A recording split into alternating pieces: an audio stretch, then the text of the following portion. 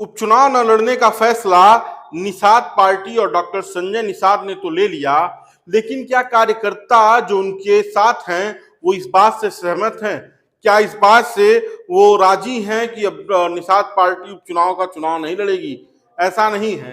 उसकी वजह यह है कि मझवा से अपनी दावेदारी ठोक रहे हरिशंकर बिंद ने निषाद पार्टी के राष्ट्रीय अध्यक्ष डॉक्टर संजय और निषाद पर तमाम आरोप लगाए हैं। आरोपों में यह है कि उन्होंने पैसे लिए टिकट दिलाने के नाम पर।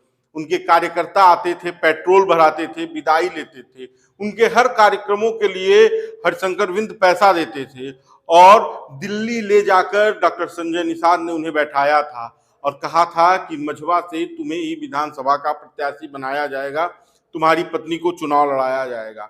लेकिन ऐसा नहीं हुआ। लास्ट में क्या हुआ, कैसे हुआ, किसकी बात पर संजय निषाद मान गए, किसका कहा संजय निषाद ने सुन लिया, इसकी जानकारी हरिशंकर बिंद को नहीं है। लेकिन हाँ, उनको इस बात की जानकारी है कि पार्टी के तमाम कार्यकर्ता, पार्टी से जुड़े तमाम लोग, यहां तक कि डॉक्टर संजय निषाद के पुत्र, अब कौन से पुत्र इसकी भी जानकारी नहीं है, लेकिन ये तमाम लोग आते थे, विदाई लेकर जाते थे, पैसे लेकर जाते थे, यहां तक कि गाड़ियों में पेट्रोल भी भरवाया करते थे। कार्यक्रमों के नाम पर भी हरिशंकर बिंद पैसा दिया करते थे। अब जो हरिशंकर बिंद का आरोप है उसमें यह है कि मझवा की टिकट पे समझौता सिर्फ और सिर्फ डॉक्टर संजय निषाद ने इसलिए कर लिया कि उन्हें अपनी बहू को किसी आयोग का अध्यक्ष बनाना है, चेयरमैन बनाना है, इसलिए वो मान गए।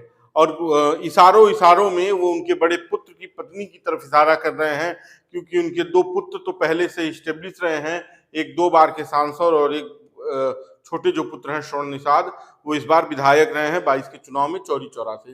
तो बड़े पुत्र की पत्नी को किसी आयोग का चेयरमैन बनाने के लिए भाजपा ने उन्हें राजी कर दिया और कहा कि मझवा सीट छोड़ दीजिए और इसके बदले में अपनी बहू को आप किसी भी आयोग का चेयरमैन बना लीजिए।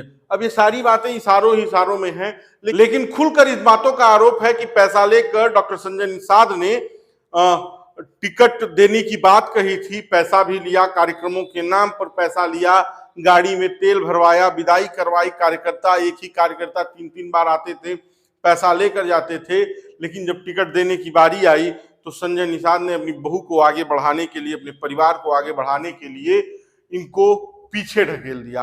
अब सवाल यह है कि हरिशंकर बिंद जो जनसेवा की बात करते हैं, उन्होंने जनसेवा चुना था या पैसा देके विधायक बनने का सपना चुना था? ये सवाल उनसे भी है। क्या आप जनसेवा करने के लिए किसी व्यक्ति को पैसा देंगे? ये बड़ा प्रश्न है। अब सोचिए कि ऐसे नेता आपके लिए कितना सोचेंगे, जो पैसा देकर टिकट लाएंगे, जो पैसा खर्च करके वोट लाएंगे और जो पैसा देकर विधायक बनेंगे, सांसद बनेंगे। और ऐसे मंत्री, ऐसे नेता, ऐसी पार्टियां आपके समाज का क्या भला करेंगी? ये एक बड़ा प्रश्न है।